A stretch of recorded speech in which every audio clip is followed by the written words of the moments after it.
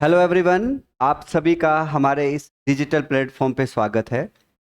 Complex analysis का जो ये लेक्चर सीरीज है उसका ये लेक्चर नंबर 2 है, जिसमें हम इन सभी टॉपिक को डिटेल में डिस्कस करेंगे, जिसमें limit of complex function, function of complex variables, complex analytic function क्या होता है, calculation of harmonic conjugate, real part या इमेजिनरी पार्ट का कैलकुलेशन, या आपके पास जब रियल पार्ट गिवन है तो आप रियल पार्ट गिवन है या इमेजिनरी पार्ट गिवन है तो उस केस में कॉम्प्लेक्स एनालिटिक फंक्शन का कैलकुलेशन कैसे करते हैं, ये सभी चीज़ हम इस लेक्चर के अंदर डिटेल में समझें।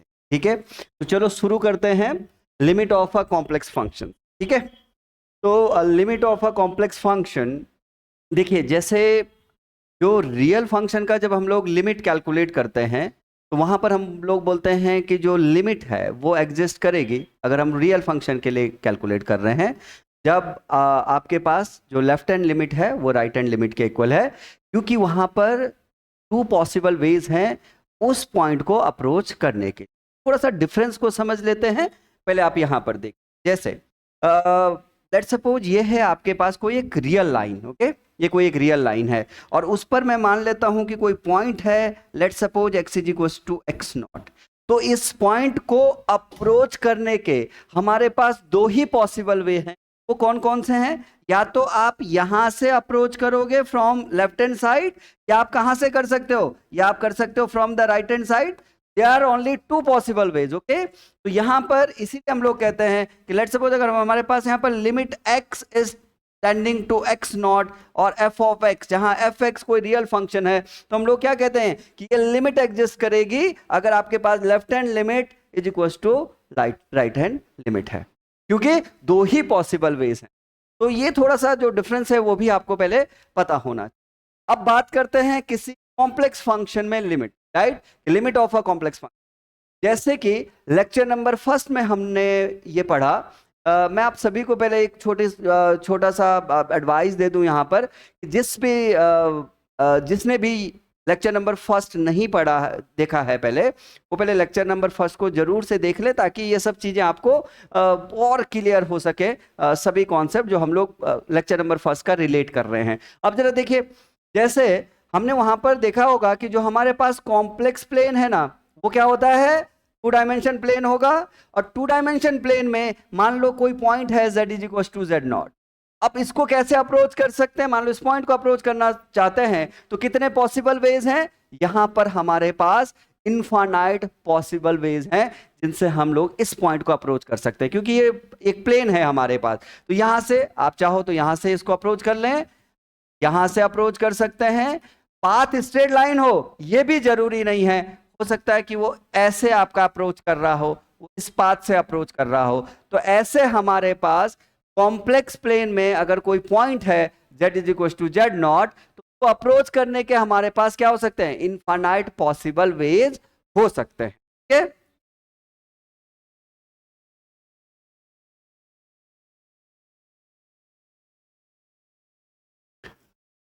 इनफाइनाइट पॉसिबल वेज हो सकते हैं। तो जैसे कुछ पॉइंट्स इसमें लिखे गए हैं कि in the complex plane approach from the infinite direction, हम इनफाइनाइट डायरेक्शन से अप्रोच कर सकते हैं। For existence limit must be same from all the path, जितने भी पाथ हैं लिमिट जो है वो क्या हो, उससे अगर सेम है तो क्या हो जाएगा? मतलब मान लो आप इस पाथ से आ रहे हो, आप इस पाथ से आ रहे हो, आप इस पाथ से आ रहे हो, तो जब जैसे आप z standing to z naught जाओगे तो उसका जो लिमिटिंग वैल्यू है वो सभी पाथ से अगर सेम आ रहा है तो समझ लो कि वो लिमिट एग्जिस्ट करता है। जैसे अगर हम लोग यहाँ पर ले लें कि limit z is tending to z not F Z, जहाँ एफ जेड एक कॉम्प्लेक्स फंक्शन है और लेट सपोज उसका वैल्यू, एक जो लिमिटिंग वैल्यू l है, तो अगर आप किसी भी पाथ से आ रहे हो और इस सभी पाथ से जैसे आप z standing to z naught कर रहे हो, अगर सभी पाथ से उसका वैल्यू l मिल रहा है, इसका क्या मतलब है? इसका मतलब ये है कि जो लिमिटिंग वैल्यू है वो इंडिपेंडेंट ऑफ पाथ है, और अगर वो इंडिपेंडेंट ऑफ पाथ है इसका मतलब वो लिमिट एग्जिस्ट करता है। तो वो पॉइंट यहाँ पर लिखा गया है कि for existence limit must be same from all paths. But अगर आपके पास डिफरेंट वैल्यू आती है डिफरेंट पाथ के थ्रू, तो इसका मतलब लिमिट क्या करेगा? एग्जिस्ट करेगा। Limit does not exist. मान लो आप इस पाथ से आए, वैल्यू L1, इस पाथ से आए, वैल्यू L2, तो दोनों पाथ से अगर वैल्यू डिफरेंट है इसका मतलब फिर वो लिमिट एग्जिस्ट नहीं करेगा, क्योंकि उसकी जो लिमिटिंग वैल्यू है वो पाथ क्लियर हो रहा है? ये है बेसिक ऑफ लिमिट। ये कॉम्प्लेक्स फंक्शन में जब हम लोग लिमिट को देखते हैं तो किस टाइप से उसको देखा जाता है और उसकी एग्जिस्टेंस के लिए हम लोग क्या चेक करते हैं। ठीक है चलिए आगे बढ़ते हैं। ये है मेथड ऑफ इवैल्यूएटिंग लिमिट।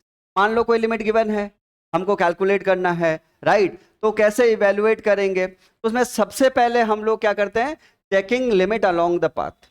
अब जो पाथ्स हैं उसके अलोंग हम लोग लिमिट को चेक कर सकते हैं। मतलब हम लोग डायरेक्ट कोई भी एक पाथ लें और उसमें उसको उसकी वैल्यू रखें और तब जाके उसको चेक करें कि उसकी वैल्यू क्या आ रही है। उसके लिए हम लोग क्या कर सकते हैं, डिफरेंट पाथ्स को सिलेक्ट कर सकते हैं। जैसे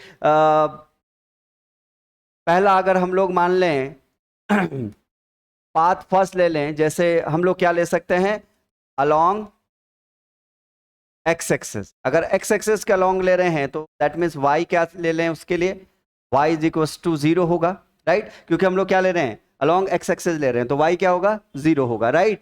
तो अगर ऐसा पाथ हम लोग चूज कर रहे हैं तो मान लेते हैं फॉर एग्जाम्पल, मान लो लिमिट आपके पास है। अच्छा, इसमें करेंगे क्या, पहले जैसे z है तो z के जगह पहले x प्लस आइटा y रखेंगे, राइट?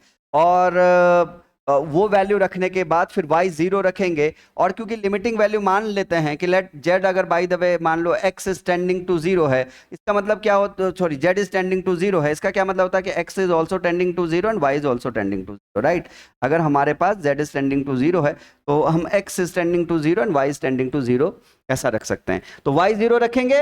इस टाइप से भी हम लोग क्या कर सकते हैं, लिमिट की वैल्यू कैलकुलेट कर सकते हैं, ठीक है ना? तो अगर चेक करना चाहें कि वो लिमिट एग्जिस्ट करती है या नहीं करती है तो हम क्या करते हैं, कुछ डिफरेंट पाथ्स ले लेते हैं, राइट? तो जैसे पाथ सेकंड हम लोग ऐसा चूज करते हैं, जैसे कहां ले सकते हैं, अलोंग वाई एक्सेस आप लोग ले लीजिएगा। वाई एक्सेस में अगर आप ले रहे हो दैट मीन्स एक्स इज, तो फिर से वही कि फिर आप क्या करोगे, जो आपके पास एफ जेड है उसमें आप पुट कीजिएगा Z X plus iota Y, और फिर देखिएगा कि लिमिटिंग वैल्यू क्या है। माना z इज टेंडिंग टू 0 है तो क्योंकि z x plus iota y है तो x is tending to 0 and y is tending to 0। इस टाइप से आप लोग यहाँ से भी लिमिटिंग वैल्यू कैलकुलेट कर सकते हो। वैसे हम लोग एक और पाथ ले सकते हैं, मतलब डिफरेंट पाथ हमको लेना है तो जैसे पाथ थर्ड हम लोग ले लेते हैं, ठीक है ना? तो मान लो अलोंग अ स्ट्रेट लाइन, कोई एक स्ट्रेट लाइन ले लीजिएगा और वो ले लेते हैं हम लोग, जैसे क्या ले लेते हैं, y is equal to M X, right? ये चूज कर लिया, कोई भी एक स्ट्रेट लाइन हम लोग ले रहे हैं और उस समय भी फिर से हम वही वैल्यू रख रहे हैं कि z is equal to X plus iota Y. ये हम लोग एफ जेड में पुट करेंगे, फिर देखेंगे कि क्या लिमिटिंग वैल्यू दे रखा है, y के जगह एम एक्स रखेंगे और जो आपके पास लिमिट दे रखा होगा उसको रखते हुए फिर देखेंगे कि आपके पास वैल्यू क्या आ रही है। अगर ये सभी पाथ से वैल्यू सेम आ रहा है तो लिमिट का एग्जिस्टेंस भी हम लोग यहाँ पर चेक कर सकते हैं, या पर्टिकुलर पाथ से अगर वो क्या होगा, इंडिपेंडेंट ऑफ क्या होगा, पाथ होगा, तो डायरेक्ट जो वैल्यू होगी, जो पूरा लिमिट आपको दे रखा है उसकी जो वैल्यू है, मतलब जो आपको लिमिट इवेल्युएट करने के लिए दे रखा होगा उसकी वैल्यू आ जाएगी। तो हम लोग यहाँ से इस टाइप से पहला जो हमारे पास मेथड है उसमें हम लोग क्या कर सकते हैं, लिमिट को किसी पाथ, पर्टिकुलर पाथ के अलोंग चेक करते हुए उसको सॉल्व कर सकते हैं। यहां से हम लोग एग्जिस्ट करेंगे, क्यों? क्योंकि पाथ से अगर डिफरेंट हमें वैल्यू मिलेगा तो हमारे पास जो लिमिटिंग वैल्यू अगर वो डिफरेंट है तो वो लिमिट एग्जिस्ट नहीं करती, और अगर वो डिफरेंट नहीं है, सेम वैल्यू मिल रहा तो लिमिट एग्जिस्ट करती है।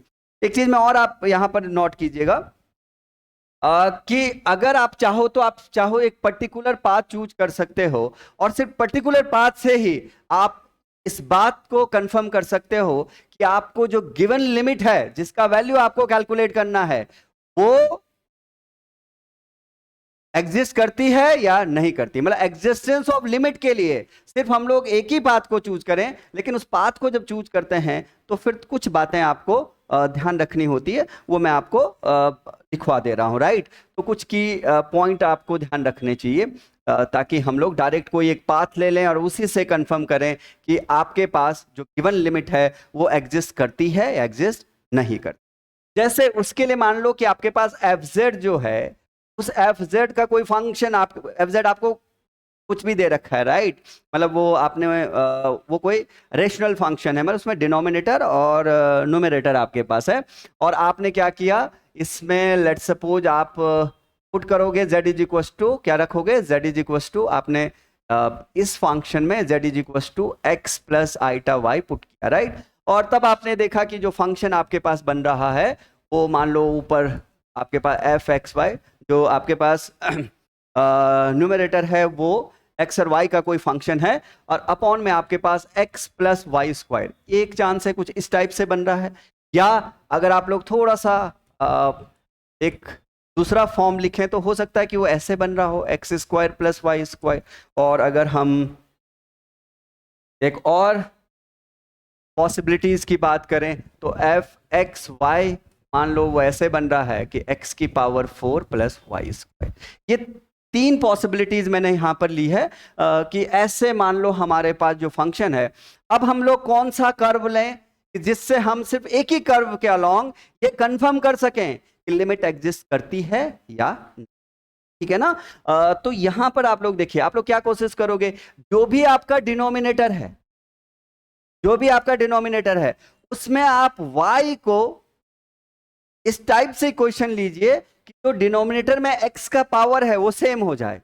तो उससे क्या होगा कि जो आपका जो भी आंसर आ रहा होगा वो बिल्कुल एग्जैक्टली आपको करेक्ट आंसर देगा, और वो आपको बता पाएगा कि आपकी जो गिवन जो लिमिट है जिसको इवेलुएट करने को आपको दे रखा है वो एग्जिस्ट करता है या नहीं। और अगर वो एग्जिस्ट करता है तो उसकी जो वैल्यू होगी, लिमिटिंग वैल्यू, एग्जैक्टली वो आपको मिल जाएगी। तो क्या करेंगे, जैसे यहां पर क्या लिख सकते हैं, जैसे y इज इक्वल टू, क्या mx रख ले, नहीं, हर जगह हम लोग mx रखेंगे तो जरूरी नहीं कि आपका आंसर सही आएगा। तो यहां पर क्या करेंगे, y इज इक्वल टू आप क्या रख सकते हो, अब यहां पर देखिए m x की पावर 1/2 रख, क्योंकि जब आप इसको यहां पर रखोगे तो 1/2 से ये क्या करेगा, कैंसिल आउट कर जाएगा, तो एक्स एक्स पावर क्या हो गया, सेम हो गया। तो हम लोग ऐसा पुट कर सकते हैं, यहां पर क्या रखें, यहां पर हम लोग y is equal M X put कर सकते हैं, राइट। यहां पर क्या करें, जैसे यहां पर y is equal to M X square रख लीजिएगा, क्योंकि y एक्स स्क्वायर रखोगे तो x की पावर 4 आपके पास आ जाएगा। तो इस टाइप से आप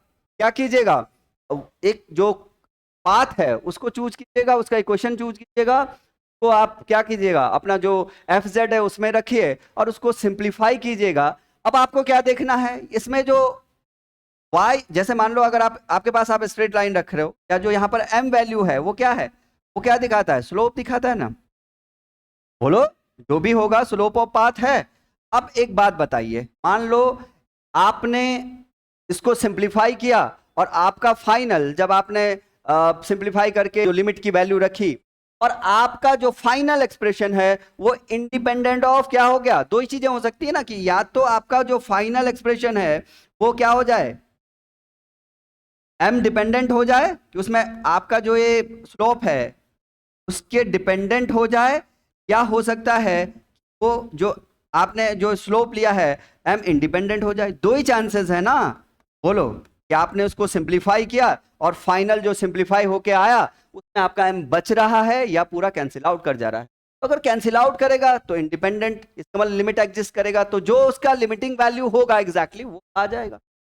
लेकिन अगर वो m डिपेंडेंट है, मतलब वो स्लोप डिपेंडेंट है, तो इसका मतलब वो स्लोप पर निर्भर कर रहा है, वो जिस पाथ के थ्रू आप जो भी आपने कर्व लिया है, जो भी आपने पाथ लिया है उसके स्लोप पर निर्भर कर रहा है, और जब वो उसके स्लोप पर निर्भर कर रहा है इसका मतलब वो पाथ डिपेंडेंट है। और अगर वो पाथ डिपेंडेंट है इसका मतलब क्या हुआ, m डिपेंडेंट का मतलब क्या होता है, पाथ डिपेंडेंट ना, अरे बोलो, ये क्या हो जाएगा, पाथ डिपेंडेंट। और अगर ये पाथ डिपेंडेंट है इसका मतलब लिमिट, का मतलब लिमिट डज नॉट एग्जिस्ट, तो इस केस में जो आपका लिमिट है वो एग्जिस्ट नहीं करेगा। तो हम लोग चाहें तो एक ही क्या ले लें, लिमिट डज नॉट एग्जिस्ट, तो हम चाहें तो एक ही हम लोग क्या कर सकते हैं, पाथ इक्वेशन चूज कर सकते हैं और उस पर m वैल्यू देखेंगे, मतलब उसका स्लोप देखेंगे कि जो आपका फाइनल एक्सप्रेशन है उसमें स्लोप प्रेजेंट है या नहीं। मात्र एक इक्वेशन, उसको हम लोग अगर सही से चूज कर लेते हैं, का जो चूज करने का तरीका है अगर वो हम लोग इस वे में अपनाते हैं तो आप फाइनल उसी से कंफर्म कर सकते हैं कि लिमिट एग्जिस्ट करेगी, और अगर वो एग्जिस्ट करती है तो m उसके अंदर नहीं आएगा, तो जो भी लिमिटिंग वैल्यू है वो हम लोग यहाँ से कैलकुलेट कर सकते हैं। ये आप पहला तरीका है जिससे आप इवेलुएट कर सकते हो किसी भी लिमिट का। और ध्यान रखना कि ये इससे हम लोग सिर्फ वैल्यू नहीं इवेलुएट कर सकते, बल्कि ये भी कंफर्म कर पाएंगे कि आपकी लिमिट एग्जिस्ट करती है या नहीं करती। ठीक है ना? तो ये बहुत इंपॉर्टेंट है, इसको थोड़ा आप लोग की पॉइंट जो है इनको आप लोग ध्यान में रखें। ठीक है, अब जरा देखिए कुछ चीजें मैं और आपको बता देता हूं कि मान लो आपके पास एफ जेड है, और एफ जेड में अब आपको यह है कि हम उस पर कोई अनदर मेथड लगाएं या पहले ये चेक करें कि वो लिमिट एग्जिस्ट करती है या नहीं करती। उसके लिए कुछ चीजें हैं जो आपको ध्यान में रखनी होंगी कि अगर आपका कॉम्प्लेक्स फंक्शन एफ जेड क्या क्या रखता है, मान लो जेड मॉडुलस ऑफ जेड रखता है, क्या इन्वॉल्व करता है मॉडुलस ऑफ जेड, या आपके पास कॉम्प्लेक्स कॉन्जुगेट या रियल ऑफ जेड की power N, N integer, and imaginary of Z की पावर एन। अगर इनमें से कोई भी टर्म आपका एफ जेड क्या करता है, इन्वॉल्व करता है, तो आप ध्यान रखिएगा कि आपको चेक करना चाहिए लिमिट एग्जिस्ट करती है या नहीं करती। अभी क्योंकि हम लोग डायरेक्ट स्टेटमेंट यहां पर इसलिए नहीं बता रहे हैं आपको, क्योंकि आगे आगे जब बढ़ेंगे तो हम लोग देखेंगे कि एनालिटिक ये मतलब एनालिटिक को जब पढ़ेंगे तो देखेंगे कि वहां पर ये सभी जो भी आपने यहाँ पर टर्म लिखे हैं ये एनालिटिक नहीं होते। तो इसलिए हम लोग कह रहे हैं कि अगर आपके फंक्शन में ये इन्वॉल्व हैं, एफ जेड में इन्वॉल्व हैं, आपको चेक करना ही चाहिए कि लिमिट एग्जिस्टेंस ऑफ लिमिट है या नहीं है। अगर आपके पास एमसीक्यू में है तो खैर ऑप्शन में आपको मिल जाता है, पर वैसे भी आपको एफजेड के इंफॉर्मेशन एफजेड को देखते हुए भी आपको पता होना चाहिए कि लिमिट का एग्जिस्टेंस हम कब चेक करें और कब हम डायरेक्ट जो और मेथड में आपको बता रहा हूं वो अप्लाई करना है। ठीक है ना? तो चलिए, आई होप ये समझ आ गया होगा आप लोगों के। तो इसको एक एग्जाम्पल से समझते हैं। जैसे एक एग्जाम्पल ले लेते हैं, let's suppose limit z is tending to 0, real of z square plus imaginary of z square upon z square। इसको हमें कैलकुलेट करना है, राइट? तो देखिए z क्या है, z is equal to z is a complex number, तो x plus iota y इसको आप रखोगे। अब अगर आप इसका z, अब इसको स्क्वायर कीजिए, z square is equal to x plus iota y का होल स्क्वायर, तो आपके पास क्या बनेगा, ये बनेगा x square minus Y square plus iota 2xy, right? तो रियल पार्ट क्या है, this is the real part और this one is the imaginary part. अब आप यहां पर वैल्यू रखिए। अब z टेंडिंग टू 0 मींस, अब z tending to 0 means limit, अगर z टेंडिंग टू 0 है इसका मतलब x is tending to 0 and y is tending to 0, x is tending to 0 and y is tending to. अब इसको रखिए यहाँ पर, मतलब इसको हम लोग क्या कर रहे हैं, वैल्यू रख रहे हैं। तो z की वैल्यू आपके पास था x प्लस आइटा वाई, तो z स्क्वायर आपके पास ये बना। अब देखिए जरा, real of z square, real of z square is what, x square minus Y square. Imaginary of z square तो है वो है 2xy अपॉन, अब यहाँ पर क्या आ जाएगा z स्क्वायर, तो z square means X square minus Y square plus iota 2xy, ये हमने रख लिया। और x is tending to 0 and y is tending to 0 means z is tending to 0, right? तो मतलब इसको हमने किसमें, x और y में रख दिया है, राइट? तो अब जरा देखिए, अब हम लोग क्या करेंगे, अब देखो जो डिनोमिनेटर है उससे हम लोग एक कर्व इक्वेशन को चूज कर, वो पाथ के इक्वेशन को, एक कोई पाथ लेते हैं और उसके इक्वेशन को लिखने की कोशिश करते हैं। तो यहाँ पर देखना, यहाँ पर पावर क्या है, 2 है, 2 है, यहाँ पर x1 और y1, तो y को कैसे रखें, y इज इक्वल टू, आप लोग चाहो तो ऐसे चूज कर सकते हो mx, आप रख के देखिए, आप सब x की आपको सभी टर्म में आपको पावर सेम मिलेगा। क्लियर हो रहा है? तो रखिए, इसमें क्या मिलेगा, limit x is tending to 0, y is tending to 0।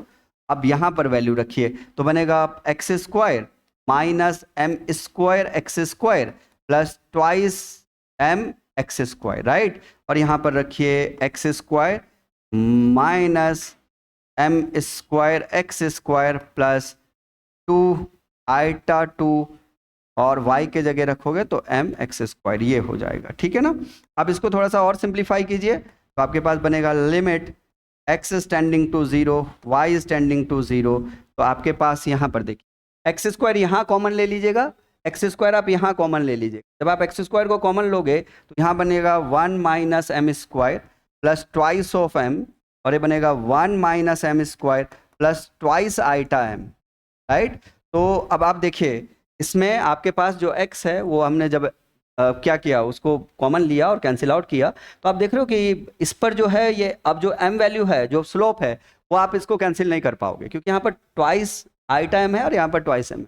अब ये कैंसिल नहीं होगा। इसका मतलब कि जो ये फाइनल इसके पास आप जो फाइनल आपको जो वैल्यू मिलेगा वो क्या मिलेगा, 1 minus M square plus twice of M, और ये बनेगा 1 minus M square plus twice iota, ये इसका फाइनल वैल्यू आपको मिला। तो जो ये वैल्यू है, क्या ये स्लोप डिपेंडेंट है ना, ये क्या है, ये स्लोप डिपेंडेंट है। अगर ये m डिपेंडेंट है तो m डिपेंडेंट होने का मतलब पाथ के ये पाथ पर डिपेंड कर रहा है, पर्टिकुलर स्लोप पर डिपेंड कर रहा है, दैट मीन्स पाथ डिपेंडेंट है, का मतलब पाथ डिपेंडेंट है, डिपेंडेंट है। तो जो लिमिटिंग वैल्यू है ये क्या है, पाथ डिपेंडेंट। तो अगर ये पाथ डिपेंड है इसका मतलब क्या होता है, means limit does not exist, means limit z is tending to 0, real z square plus imaginary z square upon z square does not exist, ये एग्जिस्ट नहीं करेगा। और मैंने आपको कहा भी था कि जब भी आपके पास रियल पार्ट और इमेजिनरी ये इन्वॉल्व होते हैं एफ में, तो आपको चेक करना ही चाहिए कि वो लिमिट एग्जिस्ट करता है या नहीं करता, ठीक है ना। तो ये जो लिमिट है ये एग्जिस्ट नहीं करती, क्यों, क्योंकि यहाँ पर आपके पास ये पाथ डिपेंडेंट है। और अगर पाथ इंडिपेंडेंट होता तो एम वैल्यू कैंसिल आउट हो जाता, जो वैल्यू होता आ जाता, तो जो भी लिमिटिंग वैल्यू होता, मतलब 1 2 या वट एवर, ठीक है। ये है पर देखिए कि जो सेकंड है इसको हम लोग बोलते हैं कि मान लो अगर कोई लिमिट आपको गिवन है कॉम्प्लेक्स फंक्शन में, तो आप एक हाईएस्ट पावर मेथड यूज कर, क्या होता है, जैसे देखिए ये जनरली इसमें क्या करते हैं हम लोग, या तो जो हाईएस्ट पावर टर्म प्रेजेंट होता है आपके कोई भी रेशनल फंक्शन में, तो या तो हम लोग लिखते हैं कि डिवाइड कर दें आप हाईएस्ट पावर से, या कॉमन ले लें। मीनिंग है कि या तो हाईएस्ट पावर से आप डिवाइड कर दोगे या कॉमन ले लोगे। अब आप कॉमन लोगे तब भी वो कैंसिल आउट कर जाएगा, या डिवाइड कर दोगे तो दोनों, मतलब आपके पास जो न्यूमरेटर है और जो डिनोमिनेटर है वो उन दोनों को जो है आप लोग क्या कर लें, डिवाइड कर लें हाईएस्ट पावर से, तो मीनिंग दोनों का एक ही है, या आप उसको कॉमन ले लें। अब एक बात सुनिए, ये जनरली हम लोग तब देखते हैं जब z is tending to infinity. Generally आपको तभी मिलता है जब आपका limit z tending to infinity को, जैसे एक एग्जांपल से मैं आपको समझाता हूं। एक एग्जांपल हम लोग ले लेते हैं कि let's suppose limit z is tending to infinity, और आपके पास है z की पावर 10 माइनस 1 अपॉन z की पावर 10 प्लस z की पावर 6 प्लस 2। लेट्स सपोज ये एक एग्जांपल आपके पास, और आपसे कहा गया है कि आप इसको कैलकुलेट कीजिए, इसको इवेलुएट कीजिए, क्या इसका वैल्यू आ रहा है, राइट। तो आपने क्या, देखो ये रेशनल फंक्शन है, न्यूमरेटर और डिनोमिनेटर को हम लोग हाईएस्ट पावर क्या कर सकते हैं, कॉमन ले सकते हैं या उससे डिवाइड कर सकते हैं। तो क्या मिलेगा जरा देखिए, limit z is tending to infinity, तो यहाँ पर बनेगा अगर z की पावर 10 से आप डिवाइड करोगे या कॉमन ले लो, तो 1 अपॉन यहाँ बनेगा 1, यहाँ बनेगा 1 अपॉन z की पावर 10, यहाँ पर भी आपका z की पावर 10 कॉमन आएगा, तो 1 प्लस 1 अपॉन z की पावर 4 प्लस 2 अपॉन z की पावर 10, ये आपके पास बन रहा है, राइट। अब आप लिमिट रखिए, राइट, सिंप्लीफाई कीजिएगा इसको थोड़ा सा, तो कितना बनेगा 1 अपॉन इन्फिनिटी 0, ये बनेगा 0, और यहाँ पर भी 1 by infinity 0, 2 by infinity 0, then 1 plus 0 plus 0, then क्या मिल रहा है आपको, दिस इज 1। तो जो इसका वैल्यू है, लिमिटिंग वैल्यू कितना आ रहा है, 1 आ रहा है। तो ऐसे भी हम लोग कर सकते हैं कि अगर हमारे पास कोई अगर रेशनल फंक्शन है, तो आप देख लीजिएगा कि अगर हाईएस्ट जो पावर टर्म है अगर वो कॉमन आ सकता है और उससे सिंप्लीफाई हो सकता है, तो ये भी एक तरीका है, ठीक है। नेक्स्ट देख लेते हैं जैसे रियल फंक्शन में भी हम लोग एल एच रूल का यूज करते हैं, तो तीसरा हम लोग क्या कर सकते हैं, एल हॉस्पिटल रूल का यूज करते हुए भी हम लोग limit of a complex function को क्या कर सकते हैं, कैलकुलेट कर सकते हैं। कैसे करना है, देखो ये कब लगेगा पहले देख लीजिएगा। अगर आपने मान लो आपका जो एफ जेड है, आप लिमिट रख रहे हो और आपका एफ जेड जो है वो 0/0 या इन्फानाइट बाय इन्फानाइट फॉर्म दे रहा है, तब जाके हम लोग अप्लाई करते हैं। ठीक है, क्या करते हैं, यूज कैसे करते हैं, देखो अगर वो 0/0 और इन्फानाइट बाय इन्फानाइट फॉर्म दे रहा है तो आप डिफ्रेंशिएट कीजिएगा न्यूमरेटर एंड डिनोमिनेटर को सेपरेटली, न्यूमरेटर को अलग डिनोमिनेटर को अलग, और फिर से आप इसको रिवैल्यूएट कीजिए, फिर से लिमिट रखिए। अगर फिर से भी वो इन्फिनिटी बाय इन्फिनिटी या 0/0 दे रहा है तो फिर से आप डिफ्रेंशिएट कीजिए तब तक जब तक वो आपको फाइनाइट वैल्यू ना दे दे। तो इस टाइप से हम लोग इसका यूज करते हैं। एक एग्जाम्पल के थ्रू देख लेते हैं, राइट। तो एक एग्जाम्पल ले लेते हैं, जैसे आपके पास limit z is tending to 1, z की पावर 10 - 1 और z की power 6 - 1, let's suppose this one. ठीक है, अब आप इसमें वैल्यू रखिए। अब जैसे आप z 1 रखोगे तो 1 - 1, और यहां पर भी अगर आप 1 रखो 1 0, ये बन गया 0/0 फॉर्म। इसका मतलब हम लोग क्या अप्लाई कर सकते हैं, एलएस रूल अप्लाई कर सकते हैं। तो हम क्या करेंगे, जो आपका न्यूमरेटर है और डिनोमिनेटर उसको डिफरेंशिएट करते हैं। तो आप इसको डिफरेंशिएट कीजिएगा, z इज टेंडिंग टू 1, ये बनेगा 10 z की पावर 9 और ये हो जाएगा 0, क्योंकि डिफरेंशिएट करोगे आप तो ये 0 हो जाएगा, और ये बनेगा 6 z की पावर 5, ओके। और यहाँ पर 1 का यहाँ ये भी 0 बनेगा। अब आप वैल्यू रखिए, तो अब वैल्यू रखोगे तो कितना बनेगा 1, और ये बनेगा 10/6, ये है आपके पास 5/3, 5/3। ठीक है, तो आपके पास 5/3। ये दोनों में हम रियल में भी इसको यूज करते हैं, और आप जब कॉम्प्लेक्स में भी है तो यहाँ भी यूज कर सकते हैं। तो ये 3 मेथड हैं। जब जब कभी भी आपके पास क्या हो, आपको इवेलुएट करना हो लिमिट को, मतलब कॉम्प्लेक्स फंक्शन के अंदर, तो आते हैं। तो ये 3 मेथड आपके पास है जिससे हम लोग limit of a complex function को इवेलुएट कर सकते हैं। अब जरा देखिए, अब हम लोग प्रॉपर्टीज ऑफ लिमिट्स की बात करते हैं। प्रॉपर्टीज ऑफ लिमिट में देखिए, जैसे limit z is tending to z0, right, और एफ जेड L1 है, मतलब दो फंक्शन है, और वो जो लिमिट दे रहे हैं वो एक L1, मतलब एक L1 दे रहा है, एक L2, मतलब दो पाथ है हमारे पास, तो सॉरी दो फंक्शन है हमारे पास, एक एफ जेड है एक gz है। अब आपने जो लिमिट लिया, limit z is tending to z0, तो एफ जेड आपको L1 दे रहा है, और limit z is tending to z0, gz आपको L2 दे रहा है। तो प्रॉपर्टीज क्या है, देखो पहला, जैसे अगर आप उसको ऐड करोगे, राइट, तो क्या होता है, limit F Z this function plus G Z, दोनों को अगर ऐड करेंगे तो उनका जो लिमिटिंग वैल्यू है वो भी ऐड हो जाता है। मतलब अगर आप लोग इसको देखोगे ना, ये दोनों डिफरेंस और सम को, तो आप इसको ऐसे लिख सकते हो कि जो limit z is tending to z0, और आपके पास बनेगा F Z plus minus G Z. तो ये जो वैल्यू है, अगर यहाँ प्लस है तो आप प्लस ले लीजिएगा, -L1 प्लस -L2। अगर उनका आपको इंडिविजुअली लिमिटिंग वैल्यू पता है तो वो, अगर वो फंक्शन ऐड हो रहे हैं तो उनकी लिमिटिंग वैल्यू भी ऐड या सब्ट्रैक्ट होंगे, राइट। तो ये प्रॉपर्टी आप लोग ध्यान रखिए, क्योंकि यहाँ माइनस है तो यहाँ माइनस हो जाए। प्रोडक्ट रूल में देखिए, आप दोनों का, जब दोनों फंक्शन का अगर प्रोडक्ट हो रहा है तो उनका जो लिमिटिंग वैल्यू है उनका भी प्रोडक्ट होता है। आप डिवीजन में देखिए क्या हो जाएगा, अगर आपके पास एफ जेड ओवर जी जेड है और लिमिटिंग जेड, जो लिमिट है वो z टेंडिंग टू z0 है, तो आप देखो ये भी क्या हो जाएगा, जो इनकी लिमिटिंग वैल्यू है वो भी डिवाइड हो जाती है L1 ओवर L2 पर, L2 0 ना हो, राइट, क्योंकि अगर 0 होगा तो ये इन्फिनिटी चला जाएगा। एक होता है स्केलर मल्टीपल। तो स्केलर मल्टीपल का क्या मतलब है कि अगर बाय द वे आप चाहे यहाँ एफ जेड ले लो चाहे जी जेड ले लो, अगर स्केलर से मल्टीप्लाई है तो अगर इसका लिमिटिंग वैल्यू, तो ये क्या आ जाता है, ये बाहर आ जाएगा, तो क्या हो जाएगा k, मतलब ये कांस्टेंट है ना, k क्या है, कांस्टेंट है, तो k क्या आ जाएगा बाहर, और L1 आप ऐसे लिख सकते।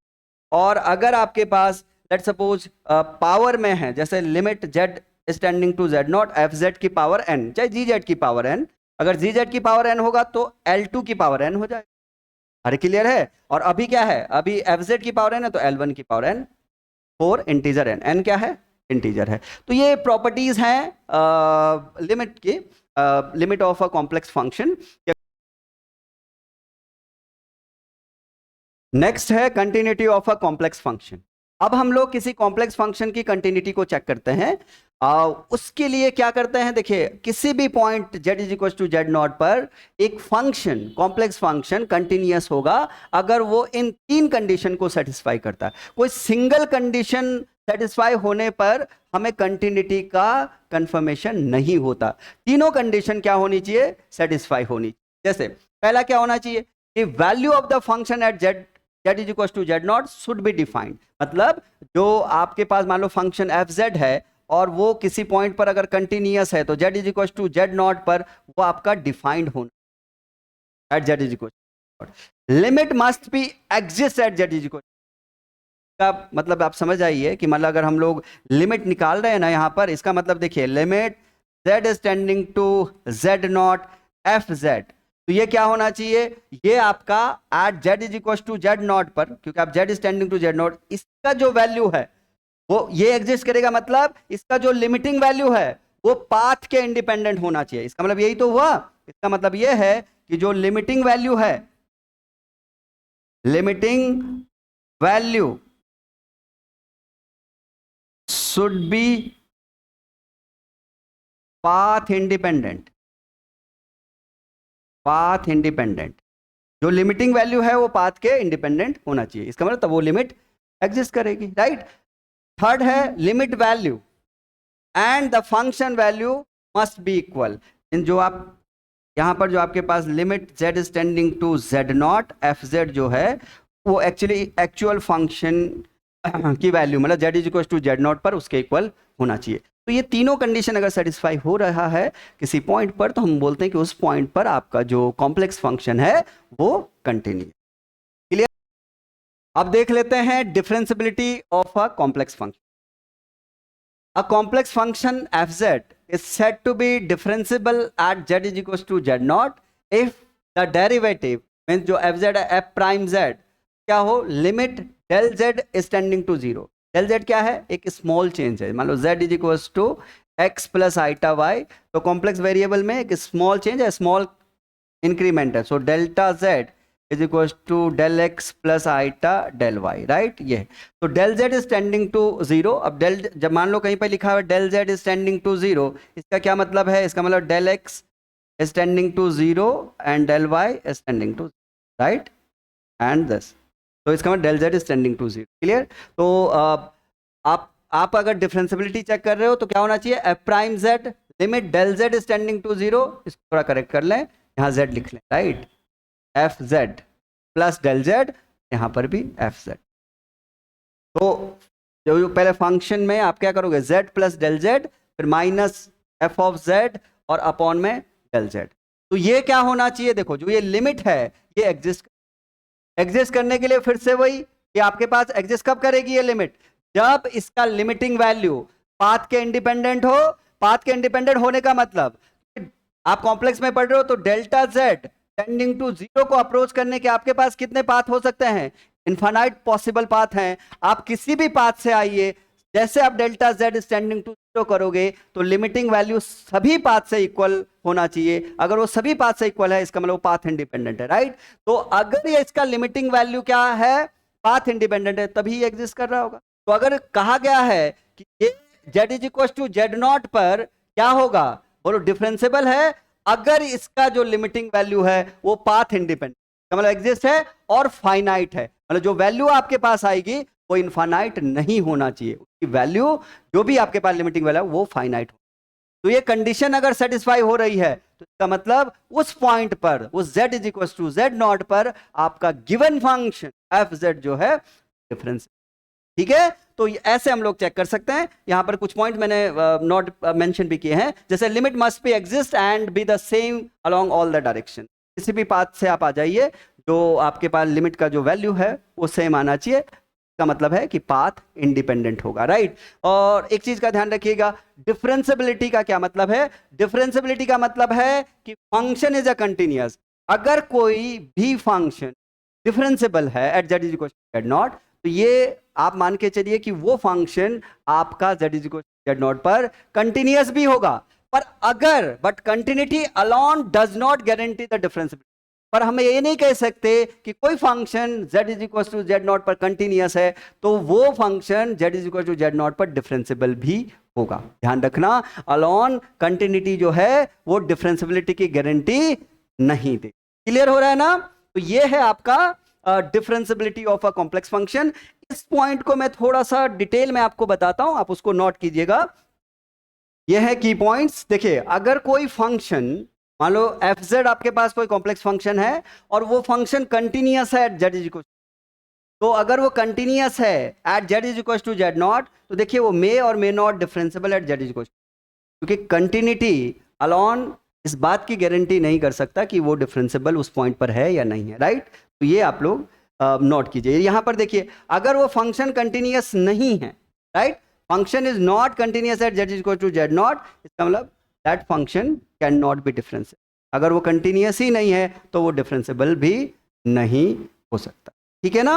और ये कुछ पॉइंट भी मेंशन किए गए कि जैसे limit existing does not guarantee the continuity, कि अगर सिर्फ एक लिमिट एग्जिस्ट करती है, जैसे हम लोग कह रहे हैं कि मतलब लिमिट जो है z is tending to z not F Z, अगर वो एग्जिस्ट कर रहा है तो वो फंक्शन कंटिन्यूअस होगा। मैंने आपको पहले भी कहा कि फंक्शन की कंटिन्यूटी को चेक करने के लिए तीनों कंडीशन सेटिस्फाई होनी चाहिए। कोई सिंगल कंडीशन से हम लोग नहीं कह सकते कि वो फंक्शन एनालिटिक है, वो फंक्शन कंटिन्यूअस है या नहीं है। क्लियर हो रहा है?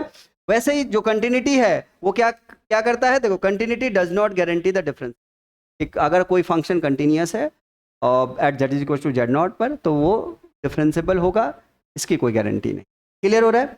और let F Z is a differentiable at Z is equal to Z not, का मतलब F Z will be continuous at Z is equal to Z not. इसका मतलब है कि जो लिमिट है Z is equal to Z not F Z वो exist, ठीक है ना? पर अगर एफ जेड जो है वो डिफरेंशिएबल नहीं है, not differentiable at Z equal to Z not, इसका मतलब एफ जेड मे और may not continuous at Z.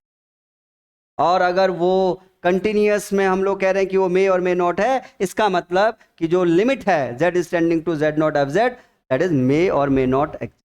ठीक है? तो ये बहुत इंपॉर्टेंट है। इस टाइप से हम लोग डिफरेंशिएबिलिटी को चेक करते हैं कि कोई फंक्शन डिफरेंशिएबल है या नहीं है। और ये अगर ये हमारे पास जो आपने derivative of F Z, right, limit del Z tending to zero, function of Z plus del Z minus F of Z upon del Z, अगर वो एग्जिस्ट कर रहा है, उसका वैल्यू फाइनाइट आ रहा है, तो इसका मतलब उस पॉइंट पर आपका फंक्शन क्या है, डिफरेंशिएबल है। Right? At that point function is different. तो ऐसे हम लोग चेक करते हैं। और ये सभी जो इंपॉर्टेंट पॉइंट है ये आपको इसमें ध्यान रखना, क्योंकि कई बार हम लोग डायरेक्ट, जैसे मान लो डिफरेंशिएबल अगर फंक्शन मिल रहा है और कंटिन्यूटी पूछा गया है, तो हम डायरेक्ट बोल सकते हैं कि वो कंटिन्यूअस है। तो ये सभी जो पॉइंट है काफ़ी इंपॉर्टेंट है। और कैसे हम लोग किसी पॉइंट पर ये कैलकुलेट करते हैं कि वो उस पॉइंट पर आपका जो गिवन कॉम्प्लेक्स फंक्शन है वो डिफरेंशिएबल है, के लिए हम लोग जो डेरिवेटिव है उसमें जो डेल जेड का लिमिट है उसको कैलकुलेट करते हैं, वो एग्जिस्ट करना चाहिए और साथ में फाइनाइट होना चाहिए। अगर ऐसा है तो वो फंक्शन आपका डिफरेंशिएबल होगा उस पॉइंट पर। और ये जितने भी की पॉइंट्स मैंने आपको लिखवाए हैं ये काफ़ी इंपॉर्टेंट है और इनका यूज हम लोग आगे जब हम कॉम्प्लेक्स एनालिटिक फंक्शन को पढ़ेंगे उस वक्त इसका बहुत बहुत इंपॉर्टेंट रोल है। तो ये सभी पॉइंट बहुत इंपॉर्टेंट होने वाले हैं, आगे हम नेक्स्ट लेक्चर में देखेंगे। Thank you very much.